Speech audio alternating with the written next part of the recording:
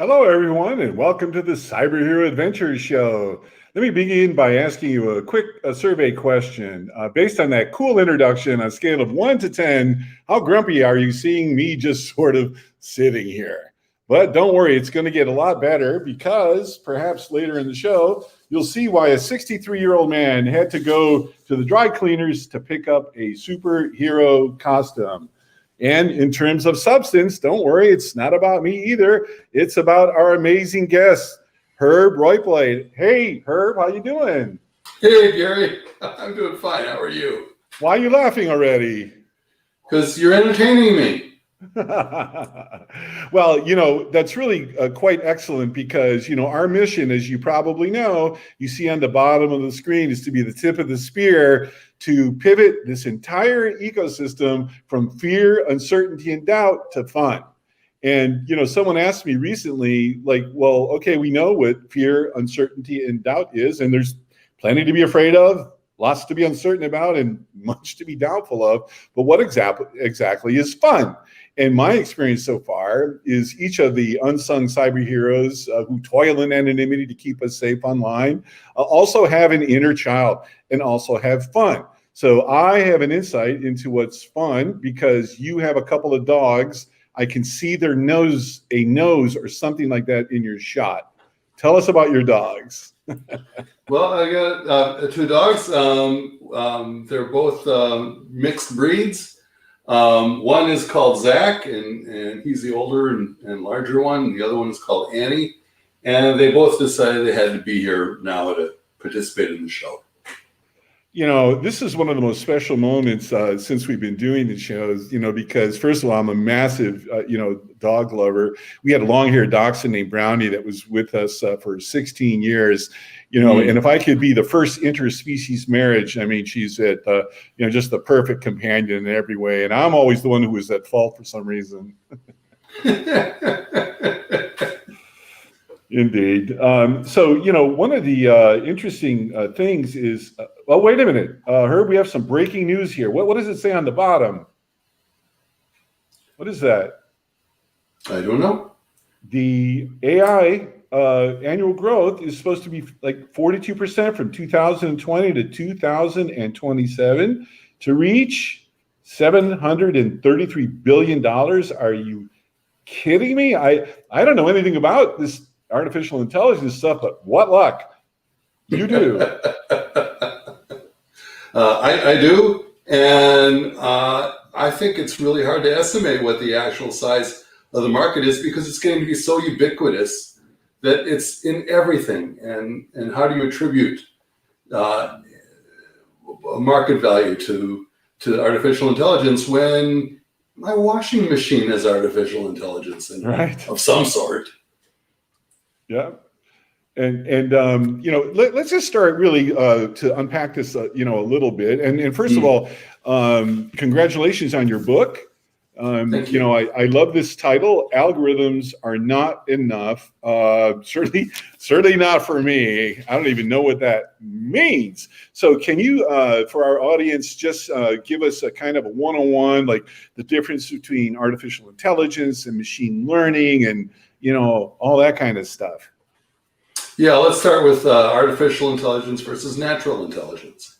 I mean, some people say that natural intelligence is what people have, artificial intelligence is what machines have, but I think a little bit differently. I think that people have natural intelligence and artificial intelligence. And over the 50,000 years or so that we've had language, the artificial intelligence has become stronger, but the natural intelligence hasn't changed very much. What we often talk about as intelligence is technological intelligence, the things that sophisticated society people would have, that scientists would have, and so on. But there's a lot of intelligence that is more hidden than that. Just as I said, artificial intelligence is hidden in everything. Well, natural intelligence and artificial intelligence are both hidden in people and only come out at certain times. But the natural part is grossly underrated. Well, you actually, forgive the interruption, you actually sent a very interesting graphic that you wanted to, I think, share with the audience. This is like natural, this is nature. What are we looking at here, and how does it apply to kind of what you're speaking about? That's a really good question. What we are building now with washing machines and the ability to recognize faces and the ability to identify cancer lesions and so on is a lot of hedgehogs. And Archilochus said that the fox knows many things, but the hedgehog knows just one big thing. And that's the case, that the hedgehog is specific to a specific kind of thing, like recognizing lesions or playing chess or playing Go, but the fox knows many things. We don't know how to build foxes. We can play Go like a champion, but we still have trouble building a machine that can fold laundry. And why should that be? It's because what we think of as intelligence is the symbolic, rule-based kinds of stuff that is business, that is playing chess and so on. It's been said that chess is the Drosophila of intelligence, and that's fine as long as you consider intelligence to be kind of rule-based, tree-following kind of stuff that's typical of chess. But where I think we really fall down is in another kind of intelligence, other kinds of problems. We're really good at solving well-structured problems, but who creates those problems? Who creates the representations that are used? Those are the kinds of things that computers are not very good at doing yet. But if we want to have general intelligence, and this is what the book is about, if we want to have general intelligence, we have to be able to build computers that can do both parts. So far as I know, there's almost no one that studies the natural intelligence part of artificial intelligence, of artificial general intelligence, but we need to be able to do that if we want to actually build a general intelligence. Indeed. And help our audience understand a little bit what the role of a data scientist is at a company like Mimecast. You're the big kahuna over there. What do you do all day? As you take a big sigh, let me say it this way. Yeah. Are you happy at your current career path? I am. It's the second best job I ever had. The best job I ever had was being a professor, but this is the second best job I've ever had. And basically what I do is I solve problems. I invent stuff all day long. So somebody in the company says, we have a problem with this, for example, with some aspects of cybersecurity. And I and the rest of the group, they're not my group, I'm just a part of it, think about how we could address that problem. And it fits in with this artificial general intelligence and natural intelligence in that we look at different ways of thinking about a problem. We try to think differently. We try to attack it. So, for example, in cybersecurity, a lot of the time, most of the defenses look for examples of something. So they say, oh, this piece here, this is a warning. It's really important to take the opposite tack. An attack may be underway when you don't see something. But who thinks that way? So we try to think that way, and that's the kind of intelligence in general that we will need in order to have general artificial intelligence. So you and your team then must spend quite a bit of time on scenario planning and just imagining things. Yeah, we spend a lot of time imagining how things could be different. We spend a good chunk of time analyzing. So that is the normal part of artificial intelligence. But we also spend a lot of time trying to imagine how things could be different, how we could think about things in a different way. Do you have that mutilated checkerboard problem? That slide that I sent you? Yep. Can you No, put that up for a second? no, I can't pop this one here. No, No, I didn't pop that one in. Sorry about that. okay. All right. So here's a kind of problem. Imagine that you have a checkerboard and you have dominoes, and each domino covers exactly 2 squares on the checkerboard. And a checkerboard has 64 squares, so you can cover the checkerboard with 32 dominoes. But now imagine that you take off the upper left-hand corner of the checkerboard, the square in the upper left-hand corner, and the square in the lower right-hand corner. Now you've got 62 squares. Can you cover it with 31 dominoes? And you can try. You can say, okay, I'll lay it out, do this, do that, do that, do that. And eventually you'll find out that no, you cannot. What's another way of thinking about that?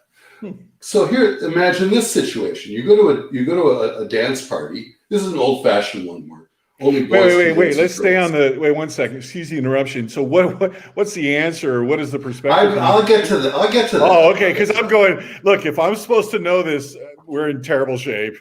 Okay. Well, you're gonna be able to solve this next one, and then we'll see. Okay. Okay. So you go to a dance party, and only boys can dance with girls, and only girls can dance with boys. It's a bar mitzvah party, and you. So if there's 32 boys and 32 girls, everybody can dance at once, right? I don't know. Yes. Now 2 of the girls go home. Oh. Can everybody still dance all at the same time? I assume this is rhetorical. Please, I'm begging you. The answer is no. Okay. Because there's more boys than girls. Right. Okay. So now let's go back to the checkerboard.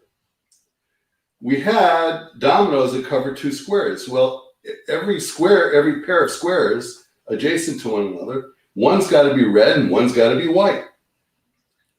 We took off 2 red squares. So now can we cover the board with dominoes? No, because we have too few red squares. Okay. So that solves the problem. Instead of laying them out one by one by one by one, now we just can say, oh, we can know ahead of time that we can't solve it because there's a different number of red squares and white squares, different number of girls and boys. Yep. So that's the parallel. So if we had if we had 64 squares on a checkerboard, we could figure it out by brute force and try every possible arrangement. There's something like 60,000 arrangements. I forget what it is. But if we had a 12 by 12 checkerboard, we could probably spend the rest of the universe trying every possible arrangement. But if we change our representation, change our way of thinking about it to say, oh, we have to have the same number of red squares as white squares. Now, no matter what the checkerboard size is, we know what the answer is. If it's not the same number, we can't do it. That's what I mean about thinking about things in a different way. And we need, if we're going to have artificial general intelligence, we have to figure out how to get computers to change the way they think about things in ways that we haven't anticipated. That's incredibly interesting. Yeah. Okay. So recently I had the privilege of doing a show pertaining to quantum computing with a great guest, Roger Grimes from KnowBe4. He was just terrific. And so, I was attempting to get my head around at least a little bit, no pun intended, about, hey, that's why I'm paid a little qubit. That's why, okay, I'll do the humor, you do the substance, and we stay in our lanes. But there is something to this, that between a 1 and a 0, there's all this other stuff. Is that related to what you're saying? No. You think it would be? But actually it's not. That really hurt. Listen, you're supposed to be elevating me. You don't want to make me look stupid. I do that on my own. Oh, no. It's not at all a matter of stupidity. Okay. It's a matter of how we think about things. Okay. So I had somebody send me an email the other day and saying, "Oh yeah, thank you very much for your book and blah blah blah blah blah." But I've been working on this quantum computer solution that solves everything. It doesn't. Wow. And the reason is you still have to set things up in a way that the computer can solve. Artificial intelligence, the way we practice it today, is reductionistic. How do we take a big important problem and reduce it down to something that computers can solve? Huh. What we're missing is the insight kinds of solutions that say, how do we do that reduction? Right now, we don't have a way of having the computer do that reduction of how do we translate the world into a mathematical problem that the computer can solve. Wow. That's what we Yeah. Wow. That's incredibly interesting.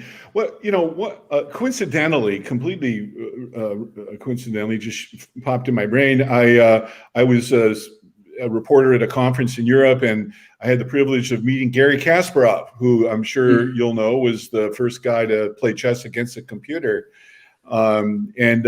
He's involved in many things, one of which is cybersecurity because of his concerns about data privacy in Russia and, all that kind of stuff. When that happened, that must have been, a monster breakthrough in just this man versus machine sort of construct. Is that a valid assumption? Yes, it is. See, so I said no before, and I'm saying yes. Thank you. So yes, it is, and the way it happened was very interesting. It was thought in the 50s and 60s that if you wanted to build a computer that played chess, you had to build a generally intelligent computer because it was a game of strategy. It's a game of you had to get into the psychology of your opponent and blah, blah, blah, blah, blah, blah, blah. Douglas Hofstadter, in his famous Gödel Escher Bach, said that, if we have a computer that can beat anybody at chess, it's going to be a general purpose computer, and at some point it's going to tell you, I'm bored with chess, let's read some poetry. It turns out that that's not the case. That somebody thought of, hey, instead of representing chess as a game of strategy and psychology, let's represent it as a tree. So at each move, you have a choice of things you can move. And then after each move, you have a choice of more things you can do and more things. And you can represent that as a tree. And now instead of getting into psychology, you just have to evaluate the results of each of those moves in the tree and find a path through the tree that wins you the game. That insight of changing from a game of strategy and psychology to a game of navigating a tree, that was a huge change for computer science and artificial intelligence. Wow, that's incredibly interesting. I just recently, I think, in the past few days, it was announced that Microsoft made one of its largest acquisitions in a company called Nuance, pertaining to healthcare AI. Can you amplify why they do that? Yeah, Nuance is a language company. First off. So they've developed some really powerful artificial intelligence. In fact, it's so powerful at that we don't even think about the artificial intelligence in it anymore. They understand language in ways that was a monumental breakthrough when they first started with Dragon Naturally Speaking. They bought that and that process was a huge advance. Now we've got Siri, we've got other things whose names I cannot mention without waking them up. See, now that's funny. Let's do a little test. Say something and see whatever device, what it does. Can we hear it from where you're at microphone-wise or no? I don't know. Alexa, what's the temperature? Right now, it's 58 degrees Fahrenheit. Today, expect a high of 59 degrees. Wow, I mean, that's just nuts. It is. Okay, you can tell her to stop. or throw it against the wall. I mean, what could? So let's just go back to Nuance. Sorry. Yes. So Nuance is a company that does that. Their specialty is in taking medical dictation, or what apparently Microsoft bought them for was taking medical dictation. Wow. So when I used to work with doctors, they used to say, I didn't go to school to learn how to be a typist. So they dictate their notes and then somebody would transcribe them. Recently, they've been able to do that automatically, so they don't have to hire transcribers. They buy the computer program. And that must be something, incredibly difficult just because of the language and everything. How they describe medical conditions, but I guess that's all part of the training of the system. All part of the training. And when they first started, you actually had to train each individual instance to your voice and your vocabulary. Now you don't have to do that anymore. Is the quality? This is something I'm going to maybe start doing. Is the quality on, let's say, the devices we're on right now, or Siri, or translating, voice to text? Is it really good, or like how would you assess the state of that for a general user? It's pretty good, but there are inherent ambiguities in language that make it difficult. There's the example I can think of is ladle rat rotten hut. And you can say words that are words but don't match the words that they sound like to tell the story of this interesting gull and her cluck. I mean, one of the things that I'm kind of taking away live as I'm just listening to your description of AI is how great human brains are. Look at all the stuff we can just do, without even, for the most part, thinking. Well, that's right, and that's the natural intelligence part. And then we layer that with the artificial intelligence, the algorithm part, the rule following part, and we get technological kinds of intelligence. And that's the kind of intelligence that once you solve the other problems, is easy to implement in a computer. Easy should be taken with scare quotes. Right. It's taken us a long time to get to where we are. And I don't mean to say that where we are isn't crucially important and isn't powerful. I mean to say quite the opposite. But I also mean to say that if we want to get to general intelligence, then we're going to have to implement the other part. Yeah, that makes the part sense. that we haven't implemented yet. And some philosophers say it's impossible. I don't think it's impossible. I just think it's hard, and we haven't worked at it. It's interesting that you invoke philosophers. Well, there's been a lot of philosophy of the nature of the mind, and a lot of philosophy about what's possible. John Searle has this famous Chinese room example, that if there was somebody in a room with a bushel basket full of Chinese tokens, Chinese symbols, and somebody outside passed in some tokens into this room, and the person inside the room would look up in a rule book what to say, what tokens to pass back in response. The person outside would say, "Oh, look, the room speaks Chinese," or somebody inside speaks Chinese. Wow. And Searle said, "No, the person inside has no idea what he's saying." This is John Searle. Rather, it is just following rules, and therefore it takes a brain to have a mind. There's no brain, except for John Searle's, but he doesn't know Chinese, in the room, and so therefore it doesn't really understand what it's doing. Wow, that's incredibly interesting. Let's delve further into some of the key takeaways of your wonderful book. I just showed up here for the audience. What are some of the key points that you'd like people to glean or to perhaps think about? Well, there's at least two kinds of problems. There's the algorithmic problems. There's what I call path problems, where the goal of the computer is to find a path through a set of numbers so that it can get from the input to the output.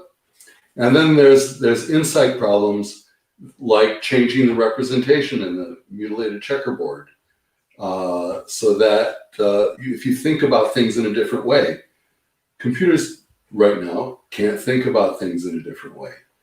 You're old enough to remember the movie War Games, Sure, with Matthew Broderick, where they tell the computer to play tic-tac-toe, and it realizes then that there's no way for it to win a nuclear war, and so it says, "Oh, would you like to play some chess or something like that?" Right. Yeah, that's an Computers can't interesting do that. Yeah, that's an interesting insight.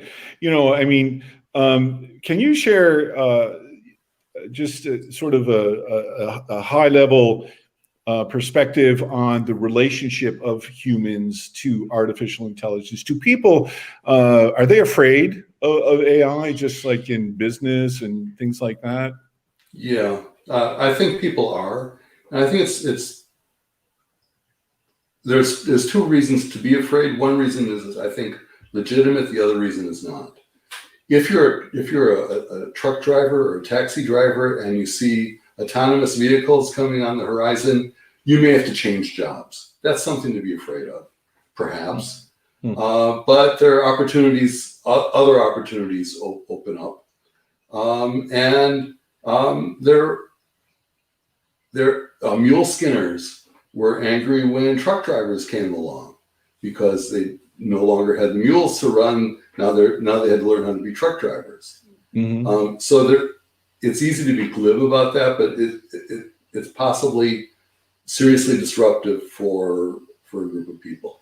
Yes. The other reason that I think is not legitimate to be fearful is the idea that the computers are going to take over the world.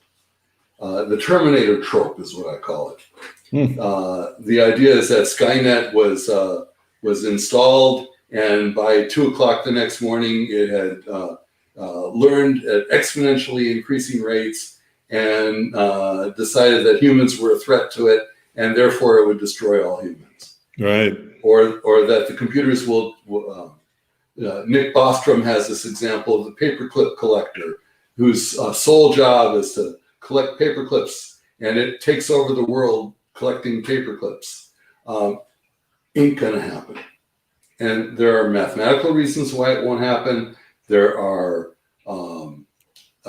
machine learning reasons why it won't happen. It's the exponentially increasing learning rate, where it goes. That's just not going to happen, because it needs experience. And no matter how fast your computer is, if you're trying to build a self-driving car, it can't drive any faster than the speed limit, or maybe the speed limit dictated by its machinery, but it can't drive at infinite speed. It can't have infinite experiences instantly. It's got to wait for things to happen. Well, that's interesting. Let me miles. Forgive the interruption, but you're saying something also incredibly interesting there. About, let's just say, autonomous vehicles. This is something that has been, and continues to gain, a lot of momentum. I did a show with Kevin Tierney, the senior vice president for global cybersecurity for General Motors, about many things, and of course this was one of them. And what I was sort of completely surprised to learn, actually, is that there are over 100 million lines of code in a car. Yeah, well, there's a large number of computers in a car these days. It is unbelievable, and yet, let me pose this sort of scenario, which is, I understand that by simply putting a piece of tape across a stop sign or something like that, car can't get it. The autonomous vehicle doesn't understand, or things like that. How can something so complicated and so intelligent be duped? Because it's a hedgehog, it's not a fox.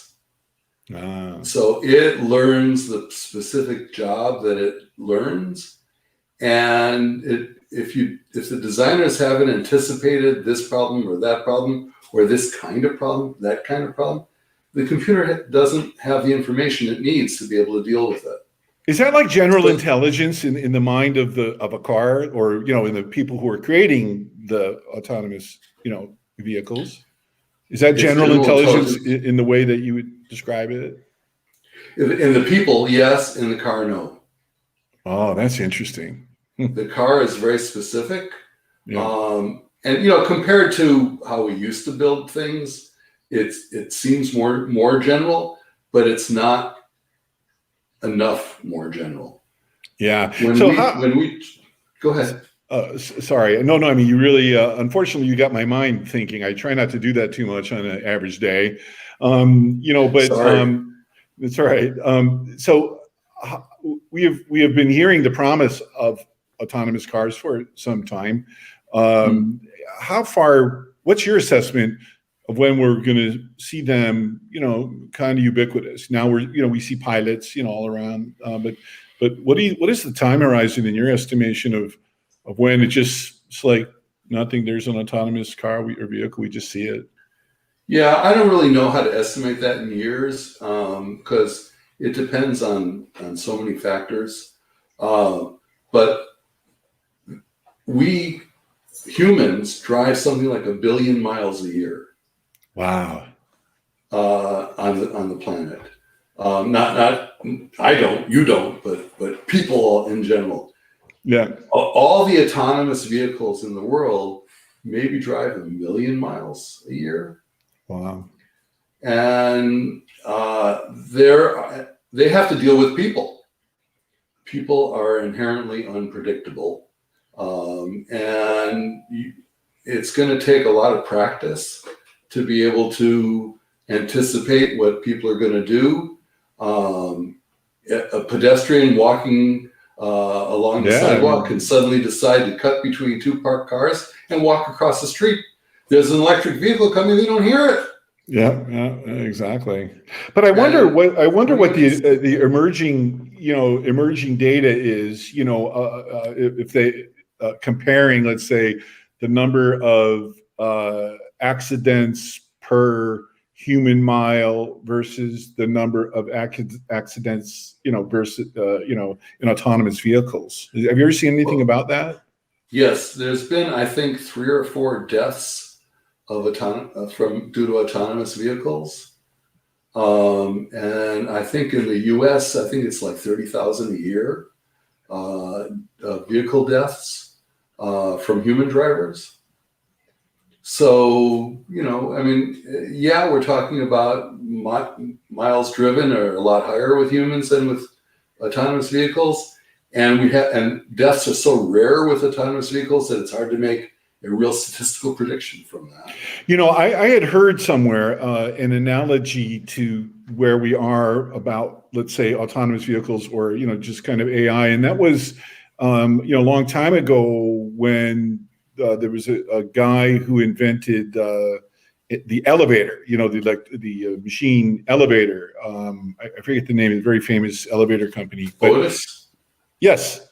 And that for a while, for some period of time, people were so scared to get into like this machine, and there was always a human operator that touched the buttons or did what the mechanics of it, and they felt good, about that. They were willing to kind of, give it a try because there was always a person in there. And then at some point, it got to diminished returns, and there was enough sort of collective acceptance of the technology that they no longer needed the human to operate the elevator. Is that a fair analogy? It is, and also on a second level, the technology for controlling the elevator also improved over that time. So the original elevators had levers that somebody had to operate to make it go up and go down and stop. Right. And it didn't have any controls. As they added things like brakes, so if the elevator starts to slip, the brakes can engage on the rails. As they added electronic circuits to be able to press a button and have it know what floor to go to. Right. The technology improved at the same time that people's comfort level improved, in large part because of experience. Once people have enough experience with it, they stop thinking about it. Interesting. And it just becomes part of what they do. The same thing with all these smart speakers. Now people are more experienced with it. They don't even think about what they do.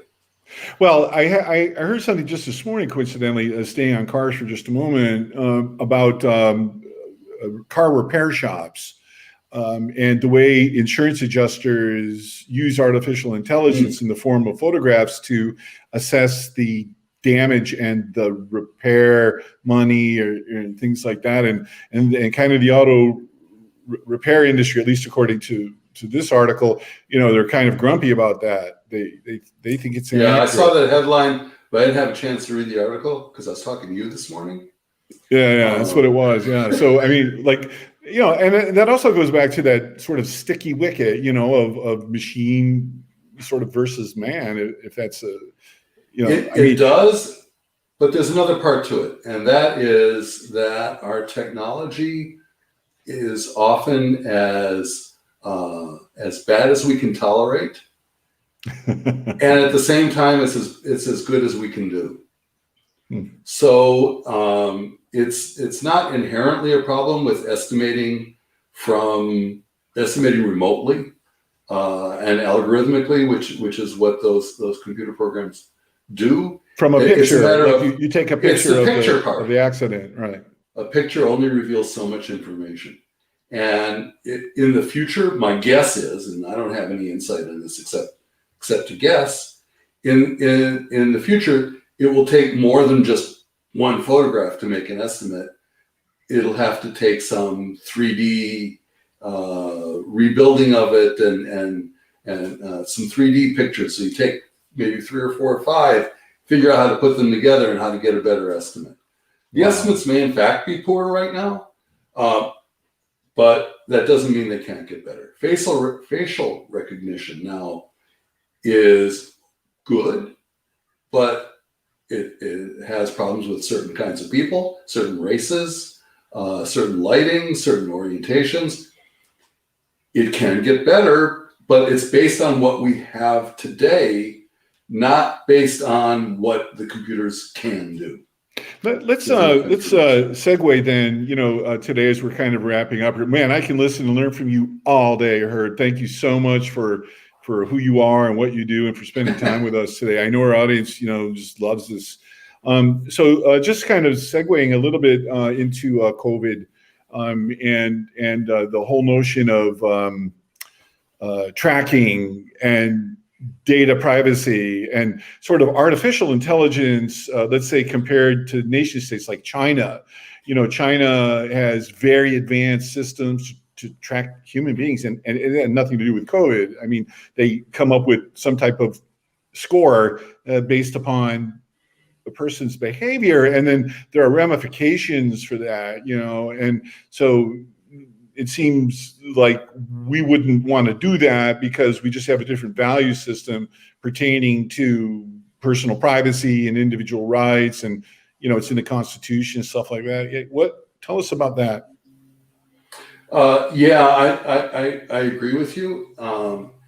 Those are people problems in the sense of what do people use the technology to do? Every technology is dual use. It can be used for things that are helpful and things that are intrusive. Right. And what matters is what the people do with it. We as the U.S. meaning have different ideas about what should be done, as you just said, with the technology. But we have some of the same needs of what we would want to do that is consistent with our values. Right. The report of the National Security Commission on Artificial Intelligence articulated this very clearly, that we have to use these things consistent with our human values, with our values. The humans have to use it, whatever the machines do. But there's a lot of room to benefit from the machines. So back to COVID or back to other disease diagnoses, we can do a really much better job at diagnosing things when we combine the artificial intelligence of a computer with the human intelligence of the physician. It's the same technology. How is it applied? How is it used to benefit people? But we still have to do that work. Well, speaking of that work, and it's quite coincidental that you brought up the report, the National Security Commission on Artificial Intelligence report. We did a show about that several weeks ago with Michael Garris, the technical advisor to the report himself, and it's just mind-blowing. The implications of artificial intelligence, so much so that prior to the show here, this morning, you were kind enough to be part of our little planning committee. We're going to be launching a series of monthly micro think tanks based on essentially that report as a framework. And we're going to have a small group of thought leaders in highly interactive settings, dissecting and unpacking that and discovering implications, for that. What was your takeaway from our earlier meeting where we were talking about that concept of these think tanks? I think it's incredibly exciting in this sense. The report is a report, and it tells us things, but now we've got to actually do some action based on it. And I think that the kinds of considerations you raised about how do we deploy this technology for the good of people rather than for the bad of people? What kinds of technology do we need? What kinds of cyber development do we need to be able to defend ourselves against attacks? Those, I think, are critically important things. So the people you've gathered are people who act in that space. They don't just talk about it.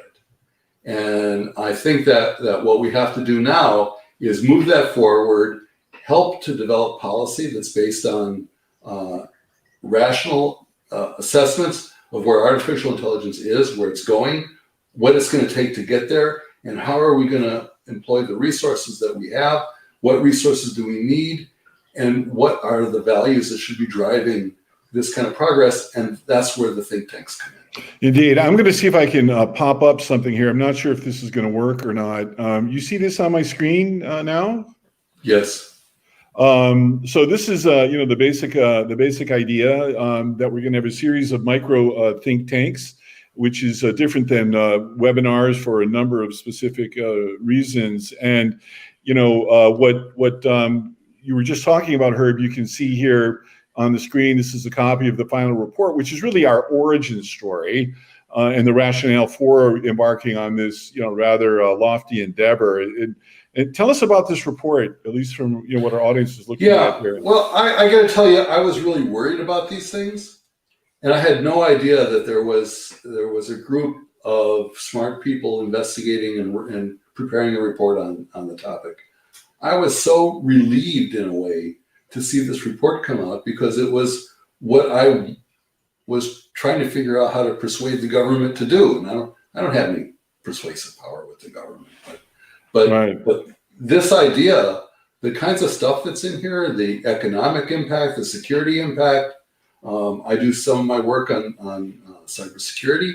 All of those things are factors that need our policy attention, our scientific attention, and our economic attention. And this report laid that all out. So that's why I was very pleased to see it. The other thing about the report that I noticed is they had great recommendations. I mean, it's one thing to lay out, the matter, which I agree with you, they did extraordinarily well. But they had really good recommendations on how to adapt or be ahead of the curve and think of these scenarios, in which you live. Yeah. Yeah. We run the danger of being left in the backwater unless we grapple with these issues and grapple with them in a way that's consistent with our democratic values. Indeed. Well, Herb, on behalf of a grateful digital universe, thank you for, as I said, for who you are and what you do and why you go about doing it. How do people get a copy of your book? Amazon. And just your name? Yeah. There's a few books, but Algorithms of Not Enough will find it, or my name, and spelling's on the screen, so it should be easy to find. And I hope that people read it, because I think it's important for the future. Truth is, I would make more money doing other things. Yeah, I'm sure. Most people don't get rich from books, but they get rich insights. Speaking of insights, tell us how people can get more information about Mimecast. Mimecast.com is our email, is our domain, and just go to the website, and what Mimecast does is cybersecurity and email archiving. Business resilience is what we call it. Got it. And Philip, I think is trying to be funny also by writing reasonably priced too. So thank you for that insight. If that's what you got from this whole experience, all right. Mission accomplished. No, he's the editor. He's the one who acquired the book. That's funny. Is he really? Yes. Okay, that's funny. Good for you. Well, nice job. Anyways, as I said, on behalf of a grateful nation, Herb, thanks again for everything, and would love to have you on in the future, because AI is here to stay, from what I can tell. Me too. And I think that we can make the most of it if we try. Indeed. So if you would like to be a guest on the show, just send an email to Gary at cyberheroes with an S, comics with an S, .com. And if you're doing anything cool or cutting edge, that's what we look for. And, thanks again to Herb. We appreciate it. Thank you, Gary. Appreciate it.